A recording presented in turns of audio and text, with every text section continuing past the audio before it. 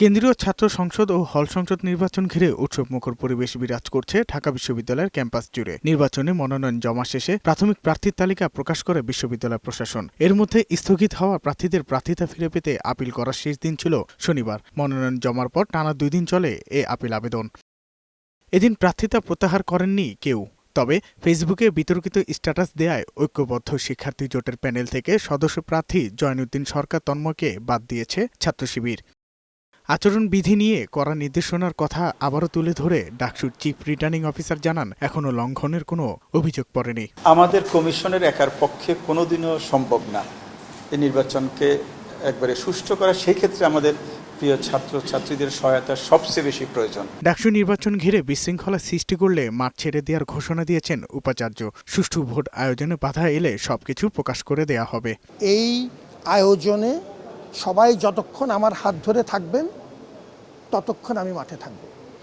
যেখানে আমার হাত ছেড়ে দেবেন আমি পরিষ্কার আপনাদেরকে ডেকে বলে দেব যে এই জায়গাতে আমার বাধা হচ্ছে। উপাচার্যের বক্তব্যের জের ধরে কথা বলেন অন্যান্য সংগঠনের প্রার্থীরা। বলেন, নির্বাচনী পরিবেশে কোনো বাধা মনে করলে তা আগেভাগেই জানালে ভালো হবে প্রশাসনের জন্য। কে কি করেছে আপনি এখন বলে দেন। আপনি যদি সেটা না বলেন তাহলে এইটা আমাদের উপরে জুলুম করা হবে। কোনো রাজনৈতিক পক্ষ বিষয়ে কোনো কিছু জানার থাকে, কোনো বক্তব্য থাকে, তাহলে সেইটা ডাকসু নির্বাচন না হলে প্রকাশ করা হবে। এইসব কথা বলার কোনো মানে নাই। যদি কথাটা সিরিয়াস হয় তাহলে অবিলম্বে প্রকাশ করতে হবে। এদিকে ক্যাম্পাস জুড়ে ব্যস্ত সময় পার করছে নির্বাচনে প্রতিদ্বন্দ্বিতা করা প্রার্থীরা। আনুষ্ঠানিকভাবে প্রচারণা শুরু না হলেও বিভিন্ন হল পাড়াতে গিয়ে শিক্ষার্থীদের সঙ্গে কুশল বিনিময় করছেন নির্বাচনে অংশ নেওয়া বিভিন্ন প্যানেলের প্রার্থীরা। ভোটের পরিবেশ নিয়ে এখন পর্যন্ত সন্তুষ্ট প্রার্থীরা। আমাদের নির্বাচনের যে উৎসবমুখর পরিবেশ তৈরি হয়েছে সেখানে একটা আচরণবিধি লঙ্ঘন হচ্ছে এবং এর মাধ্যমে শিক্ষার্থীরা এই ধরনের আচরণকে তারা পছন্দ করছে না। অনেক ভোট আইডি দিয়ে নানান ধরনের পোস্ট পোস্টানো হচ্ছে। এভাবে যদি চলতে থাকে লেভেল প্লেইং ফিল্ড ক্ষুণ্ণ অলরেডি হচ্ছে, সামনেও হতেই থাকবে।